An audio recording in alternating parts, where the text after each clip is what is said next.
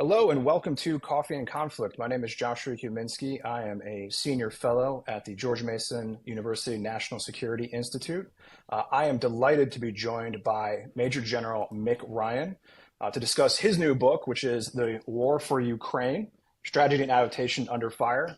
Major General Ryan has commanded at platoon, squadron, regiment, task force, and brigade levels. In January 2018, he assumed command of the Australian Defence College in Canberra, Australia. In 2021, he was an adjunct scholar at the Modern War Institute. Major General Ryan was made a member of the Order of Australia, for his leadership of Australia's first reconstruction task force in Afghanistan. He completed his 35-year career with the Australian Army and transitioned to the Army Reserve as a Major General in February 2022. He's also a senior fellow in military studies at the Lowy Institute. His first book, War Transformed, was published in February 2022 by the U.S. Naval Institute Books. His first fiction book, White Sun War, was published by Casemates in January 2023. And he joins me today to discuss his newest book, as I mentioned, The War for Ukraine. Major General Ryan, thank you so much for being with us today on Coffee and Conflict. I am extremely excited to host you, having been a longtime fan of your writing, both in terms of published form, on your Substack, and just in general, one of the most insightful people on military adaptation in general, but specifically in Ukraine and in Russia. Yeah, thanks, Joshua. It's great to be with you again and great to have this conversation. I really want to kick off and get into the meat of it because this book is fantastic and it is available right now for everybody to go out and buy wherever you purchase your books. Do support local bookstores if you can. First question I have is, can Ukraine win this war? Yes, it can. Absolutely. It's shown it's got the will. It's certainly got the strategy to be able to do it. It's learned throughout this war and improve. What it needs is its partners to have the same strategy as what it's got, which is to beat Russia in Ukraine. At the moment, that's not the case, and US policy and NATO strategy is pretty much there to help Ukraine defend itself, which is akin to helping it tread water. What we need to do is help them swim in the right direction and win the race. We're not quite there yet. When you look at the Western support, which you just mentioned, to Ukraine, it seems to be a balance of two competing tensions. There's obviously, as you said, defending Ukraine's territory and ensuring that Russia cannot achieve any sort of breakthrough, but it's also constrained by concerns about the risks of escalation. How do you assess, certainly the United States' balancing of those two? Is it doing what some folks are calling self-deterring too much? And are there more opportunities for greater support to Ukraine?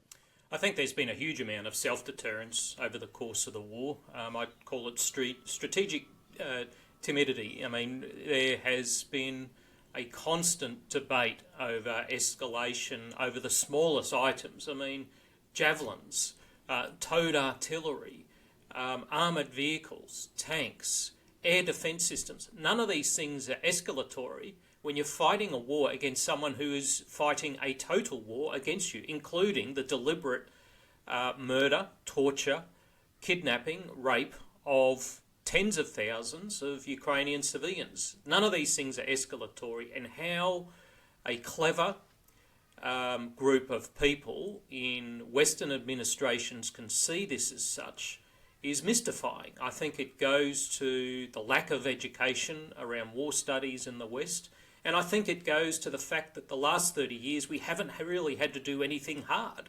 We haven't faced existential threats, and we've forgotten what it's like to take the kind of audacious risks to be successful against really aggressive authoritarian predators. Taking a look at that, it seems one of the key critiques we've had about the war in Ukraine, certainly from folks on the Republican side here in the United States, but also sort of analysts writ large, is that there's an absence of a clear politically viable military ends in Ukraine.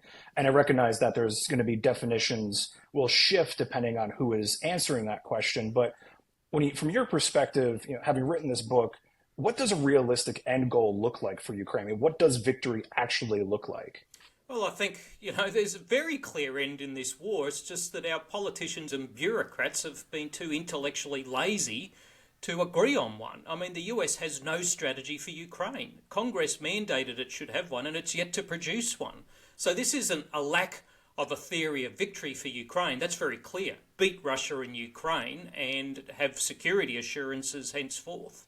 So, I think this isn't a lack of a theory of victory for Ukraine. It's a lack of Western bureaucrats and politicians to actually produce a strategy that would enable one. In the book, I talk about the theory of victory at some length. I discuss what a viable theory of victory might be for Ukraine, and I think it has two macro components. That is, win the war and win the peace.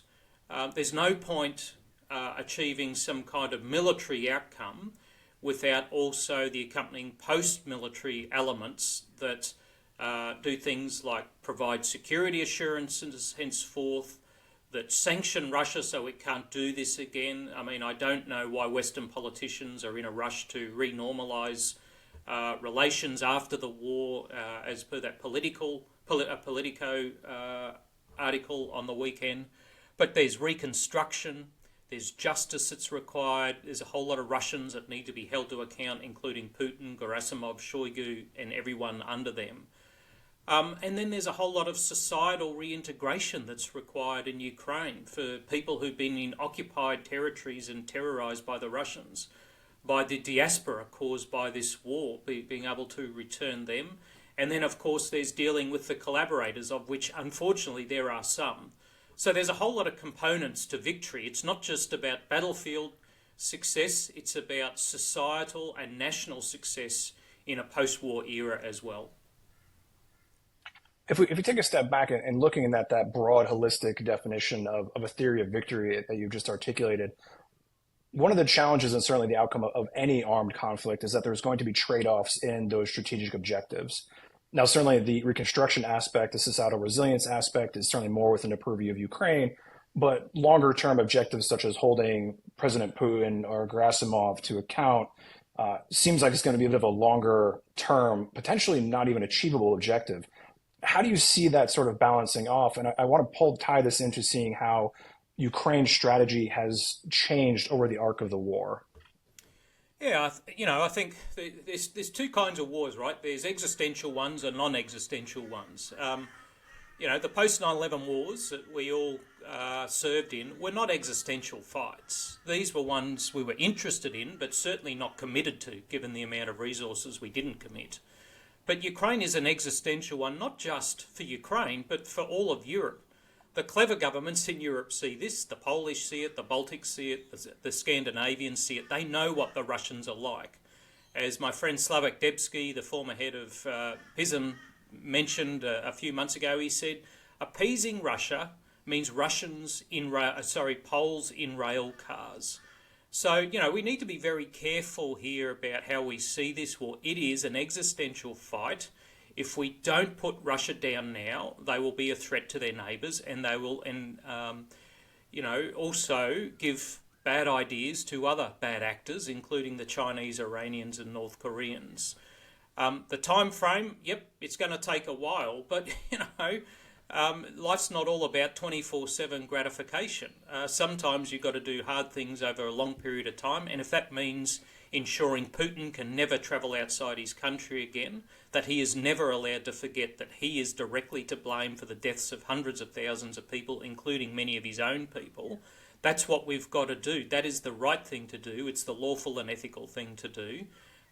Surely there are politicians out there who remember the right thing to do rather than the clever polling thing to do. Strategy is the right thing to do, not what the right poll says. But taking a step back, looking at it as well, it seems that one of the challenges you would have is balancing sort of those interests and values. Because certainly what you've just described is a very sensible balance of a menu, I should say, of Western values about justice, order, return to the state of affairs pre-war. But the strategic interests of pursuing those might make it more challenging and risk that escalation, risk the potential for future conflict. And so I'm curious how you see balancing that those trade-offs in there, because certainly if we want to pursue a maximalist set of objectives, which is, again, in sort of the philosophical, moralistic approach, absolutely right, versus what is achievable militarily and politically. Yeah, I think it's a really good point. I mean, if you have a look at Afghanistan, balancing risks and interests was really hard. And every country involved in the NATO mission, of which there was about 50, had a very different calculus when it come to balancing those. I mean, that's why we had so many caveats. That's why we lost, to be quite frank. You know, it was a bit like bacon and eggs. You know, the chicken was interested, but the pig was committed. I think with Afghanistan, way too many countries, including my own, were the chickens. We were interested, but not terribly committed because we didn't see a close alignment between the risks and interests. I think this is what makes Ukraine stand out of all the conflicts since the end of the Second World War. There is a very clear good and bad here, right? I mean, unlike Vietnam, unlike Iraq, unlike Afghanistan, unlike many of the peacekeeping things we've done in across South Asia and Africa, I think there's a very clear right and wrong here. And if we don't stand up for the very clear right and wrong kind of issues, I think we're going to be hopelessly lost for the rest of this century when people like Xi and Putin are telling us what they're going to do to us, which is not very pleasant. So I think if we don't take a stand now, and I don't think there is any going back to the pre-2022 Europe, that Europe is gone. The Europe that existed before this war is gone. They need to realise that. It is a totally different strategic environment now because of this war, because of the impact it's had on America, Europe, Russia, China and others. This is a step forward moment where we define what the rest of the 21st century is going to be, not Putin and Xi. Now, people talk about the costs of the war. The US is still only spending less than 4% of its GDP on defence. Most other countries are spending between 1 and 2% of GDP. That is, for many countries, including my own, pocket lint, to be quite frank, compared to what we spend on a whole range of other things. So if we're not willing to increase the percentage of our GDP to defend our very way of life, you've got to wonder what the priorities of our governments and what our citizens really are.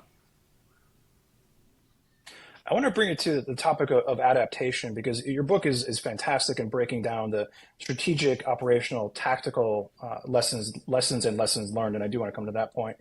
But it seems, based on what you've described, we looked at the global war on terrorism, the 20 years of low-intensity counterinsurgency warfare, the challenges of adaptation in that environment, and then we look now of a return to high-intensity conventional conflict in the European continent, which seems to necessitate additional adaptation, but in a very different environment.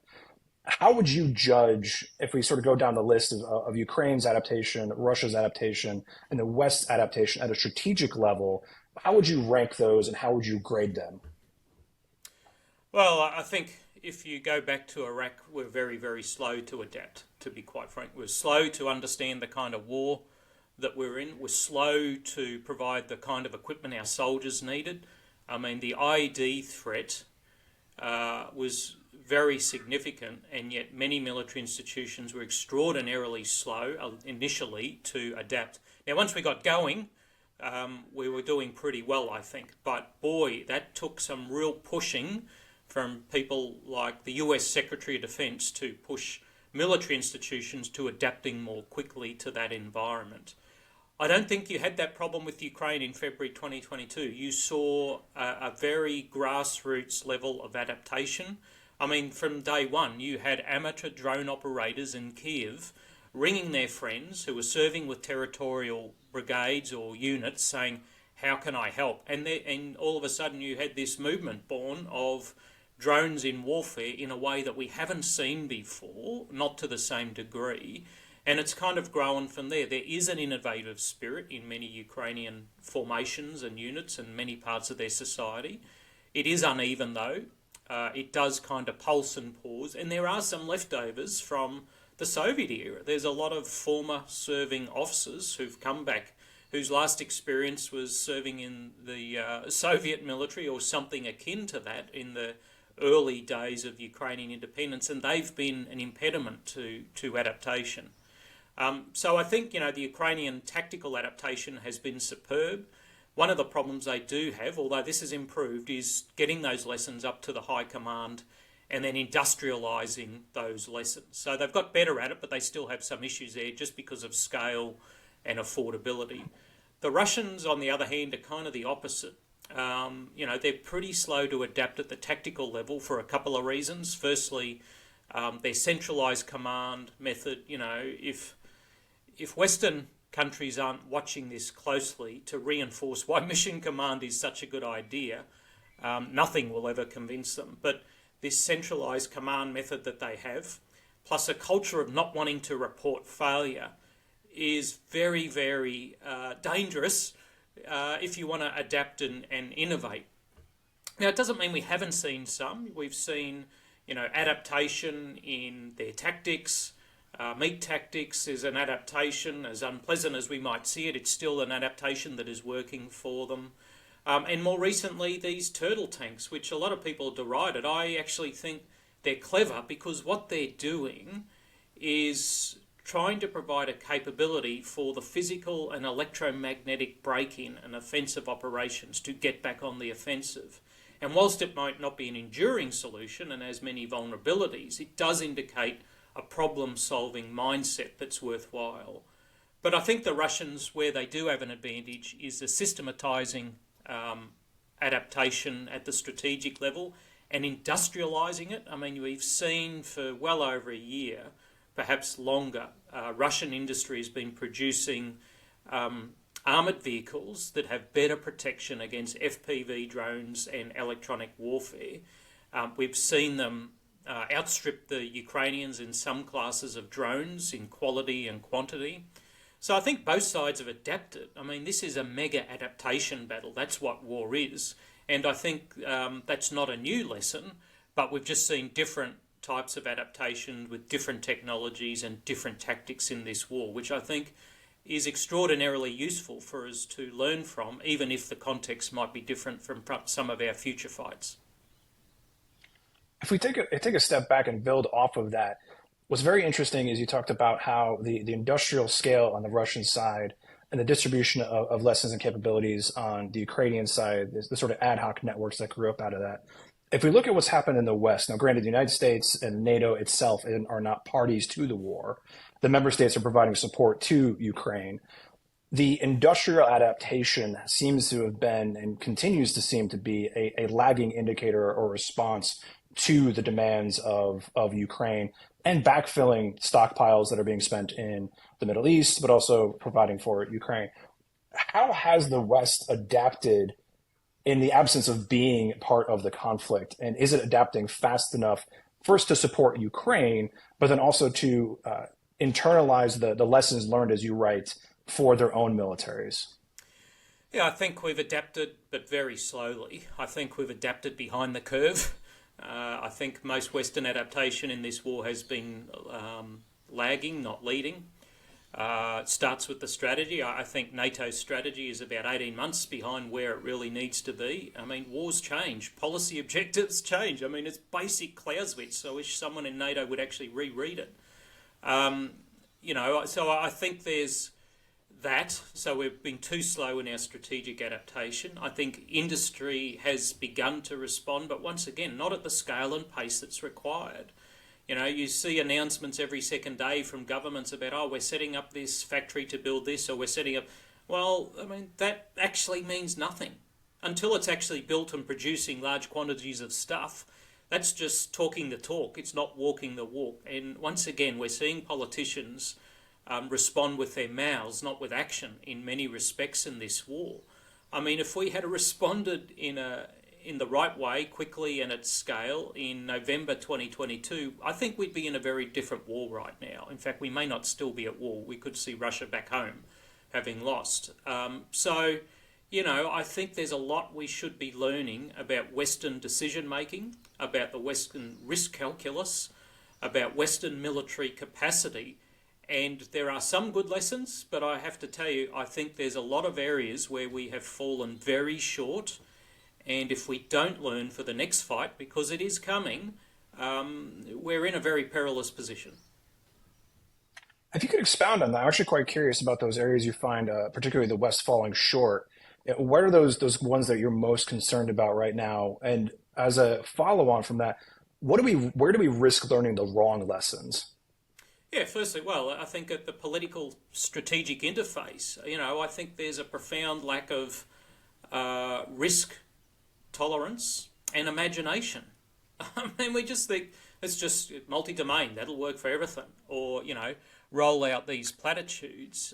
Whereas Ukrainians have come up with some really imaginative strategies and ways of doing business. Now, like I said, that's a context.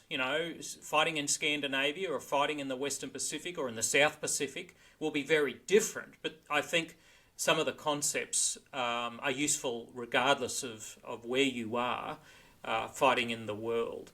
I think our ability to work with industry to rapidly change and adapt weapon systems and build new ones needs to improve. It's not that it's not there. There is a capacity there, but I think that Western procurement systems, with their massive focus on probity, sometimes slows down and reduces risk-taking in procurement systems. So by the time we do get something, it was needed 6 months ago, not in 6 months' time.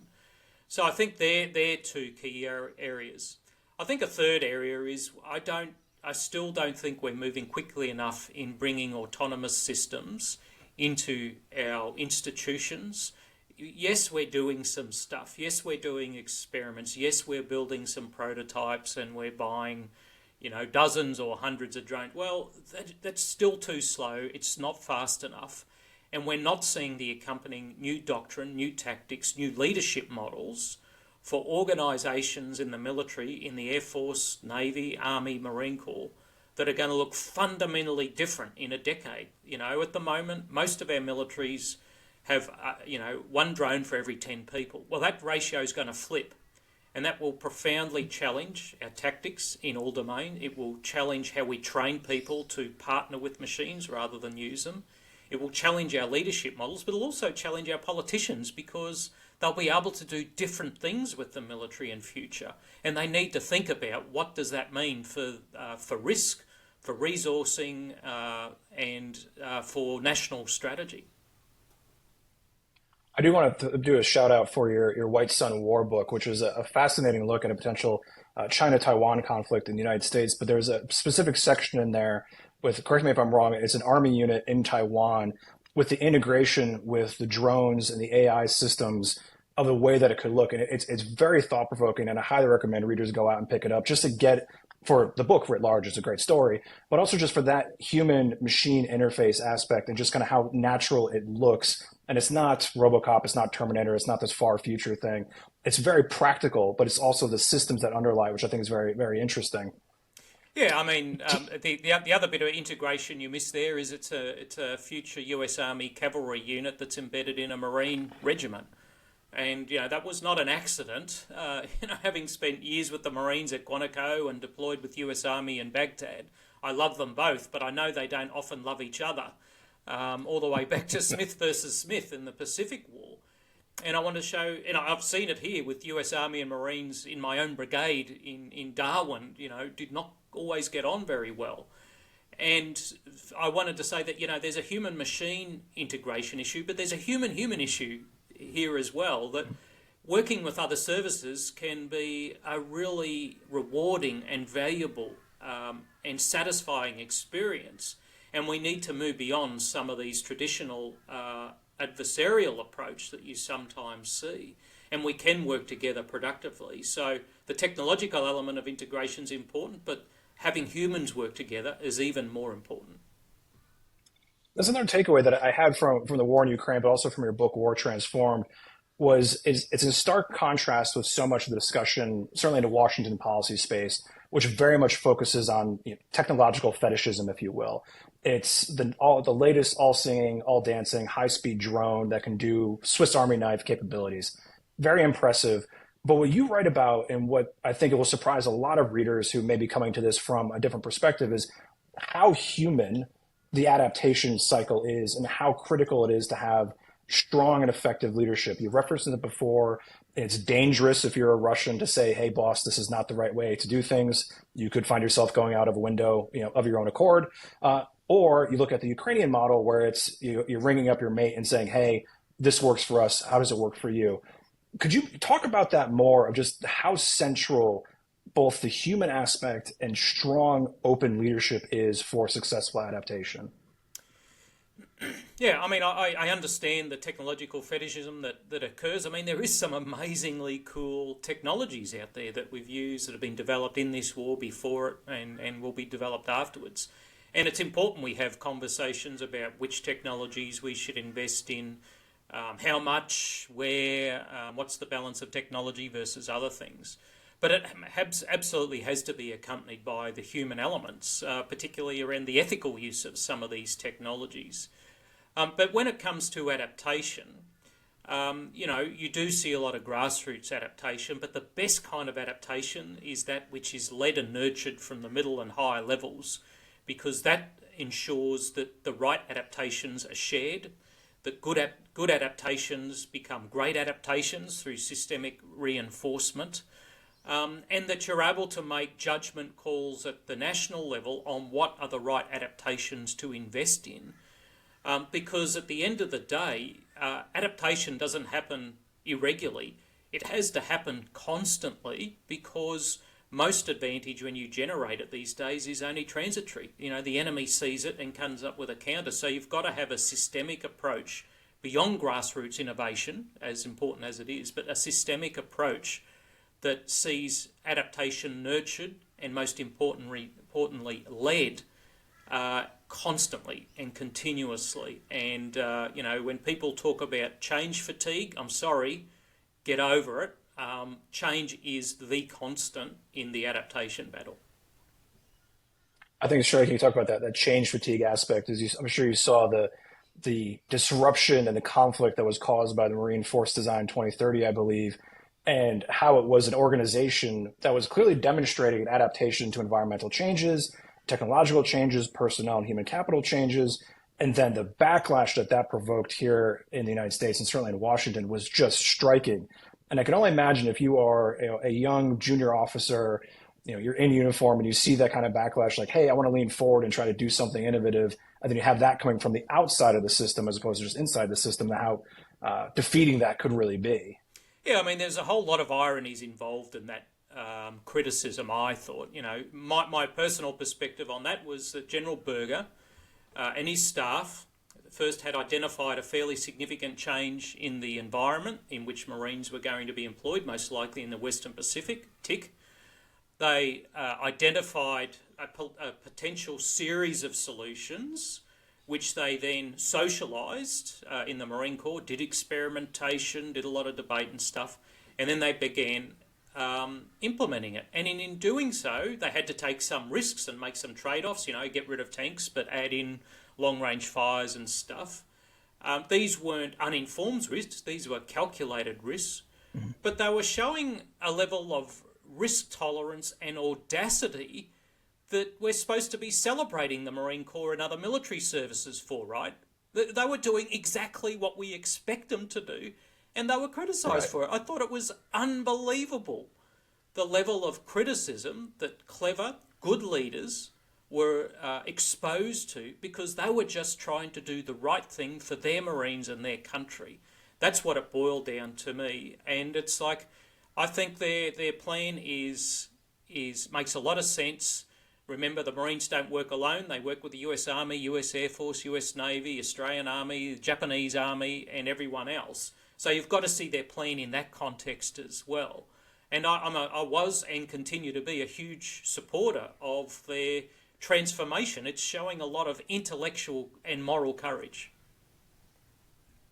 If we take a step back, because we've talked a little bit about the tactical adaptation, the operational adaptation, it seems that one of the key friction points and potential sources of conflict is almost the strategic and the political adaptation. Because you write about in the war for Ukraine, Russia's theory of victory, and I'm going to quote it here, is a subjugation of the Ukrainian state through a combination of occupation and political accommodation. Obviously, Ukraine's, by contrast, is that it must undermine Russia's theory of victory, two key elements of which, obviously, will and endurance. Do you see the Western, and here I do mean very much the United States' political leadership, adapting sufficiently quickly enough to ensure Ukrainian victory versus ensuring Ukrainian stability and survivability, which I think are two very different things? Well, I think this comes down to will and endurance in the West. and I think we could probably come to lots of different judgments there, but I think both might be questioned. I think, do we have the will to defend our systems that we've benefited from in the post Second World War era? Do we have the endurance and strategic patience to see through not just the defence and victory for Ukraine, but the defence of all our systems in the 21st century in an era where President Xi says, the West is declining, the East is rising? I think that's one of the great questions of our current era is, does the West have the will and endurance to defend itself? I'm glad that you brought that up because it leads directly into one of the questions I was going to have, because we talked a lot today about obviously what Ukraine is learning, what the United States is learning, what Russia is learning. When we take a step back, obviously for Washington's perspective, the great strategic competitor is China under President Xi Jinping. What lessons do you imagine that Xi and the Chinese Communist Party, the PLA, the PLAN are drawing from this conflict? Because as you said, adaptation is a constant cycle. So they're going to adapt and innovate, and then we're going to have to adapt and innovate in response. But what are the things you would imagine if you're sitting in Beijing, you would be drawing in terms of lessons? Yeah, I think there's some very valuable lessons they can draw at the political and strategic levels. I think the central one goes back to Clausewitz, will. That the Chinese see themselves in a battle of wills, in a duel writ large, as Clausewitz discussed. And they're watching Western governments and societies and making judgments about our will to support others, importantly, whether it's Ukraine, the Baltics, Taiwan, Japan, Korea. So they're looking at that and making judgments about our will, because that will inform their risk calculus, their political and strategic risk calculus.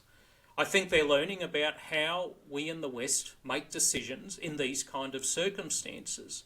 This isn't dissimilar to the kind of scenario if China attempts to take over and subjugate Taiwan. They're looking at how we discuss strategy, if indeed we have strategies, and they're looking at how nations are willing to take risks or not in the support of other countries in these kind of circumstances. They will have read very closely Joe Biden's op-ed, I think it was the New York Times, on not wanting World War III. Well, that is music to the ears of Chinese strategists. They love it. They love it when we talk like that, because they can just stoke that, this fears of World War III. If you don't want World War III, don't interfere when we take over Taiwan, will be the kind of narrative. I think also there's some really interesting lessons about nuclear capability and nuclear weapons and nuclear deterrence. I think it's fair to say that NATO and Russia have deterred each other when it comes to nuclear weapons. It hasn't been a one-way street. I think that has been successful. That's explicit in NATO strategy, of course. So I think, they're three of the big lessons, but the fourth one clearly is about industrial capacity. And if you have a look in my part of the world, China at the moment has 100 times the capacity for shipbuilding that the United States currently has, which is a profound asymmetry. And I think we can expect in industrial production for munitions and other things, there will be similar asymmetries. Now, if you add in Korea and Japan, that starts to balance out.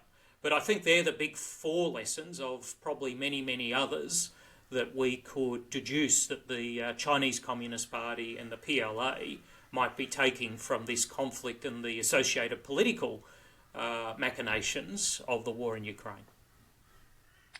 Broadening it out from there, and I'm glad that you mentioned Korea and Japan, but also your home country, Australia.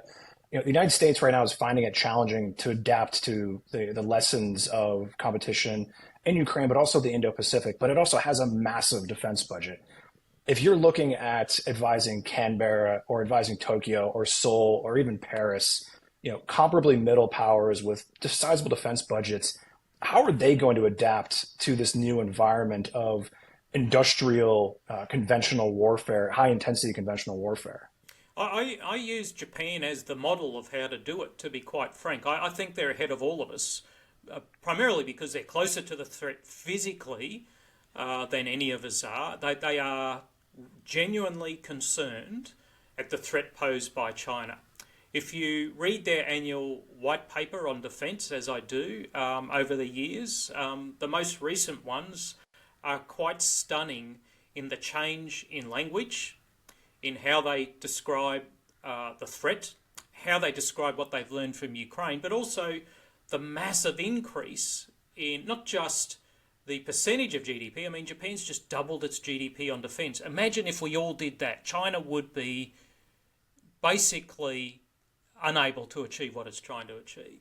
They've doubled their percentage of GDP, but significantly stepped up research and development, industrial production, and their ability to generate mass, both crewed and uncrewed systems.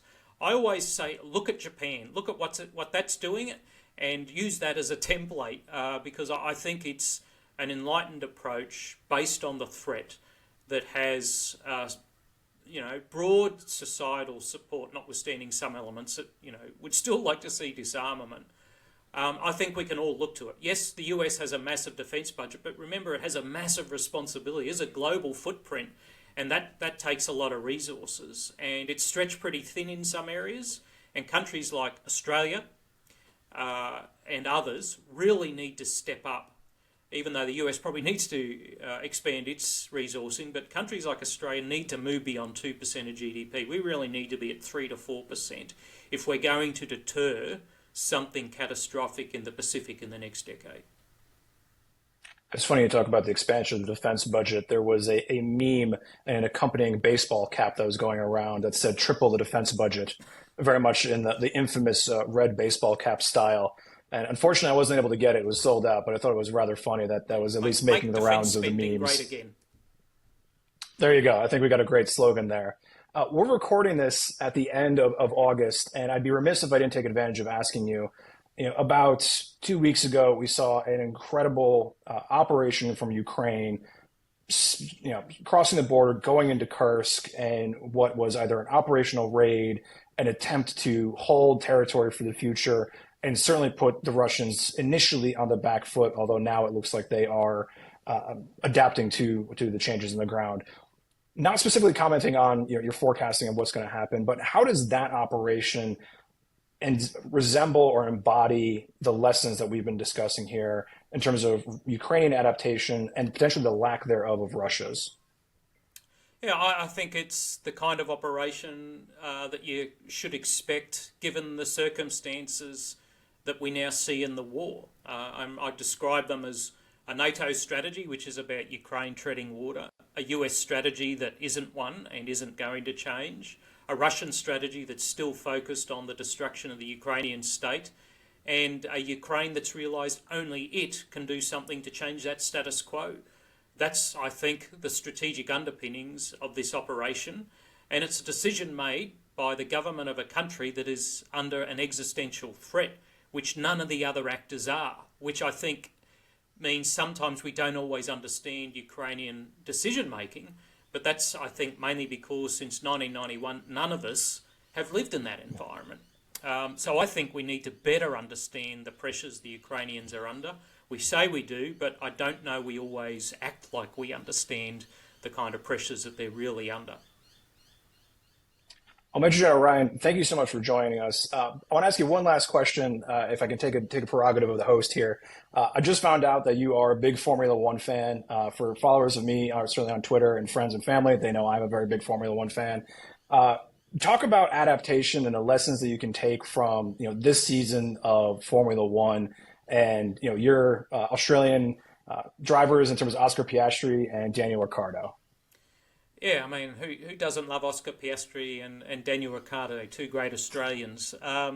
There's many things to love about F1. The glitz doesn't do much for me, but, I think the background, the engineering, both the mechanical and aerodynamic, the race strategy, the human performance, when you mesh them all together is kind of like the human, the technological, tactics and strategy of military affairs. There's parallels there that I find really, really fascinating. And underneath that is this adaptation process that's constantly seeking advantage on the racetrack and in the minds of other team principals and drivers. So there's both a mechanical and a psychological element to it. And this adaptation battle goes on between races and across seasons. And I just find the strategy and adaptation components of F1 absolutely fascinating. And, you know, this book I've written on Ukraine, in some respects, I could almost use the same structure to look at an F1 team over multiple seasons. So, you know, I recommend it to people. It's not just an entertaining sport. There's a lot we can learn about human and team performance in looking at it. Well, I hope you can take this model and apply it to Formula One in the future. I would buy it handily and easily, and very much look forward to reading it and certainly discussing F1 with you in the future, but most importantly, Russia and Ukraine. The book is The War for Ukraine, Strategy and Adaptation Under Fire. Major General Ryan, thank you so much for joining us today on Coffee and Conflict. We look forward to hosting you again in the future. And everyone follow him on at War in the Future on Twitter. And you also have your Substack, which the name of is? Futura Doctrina. Learning for the Fantastic. future. We'll be sure to include links to both the book, the Substack, and Twitter, or X as you want to call it, in the show notes for this episode. Thank you so much again for joining us, and we look forward to you tuning in next time. Thanks, Take care, Joshua. everybody.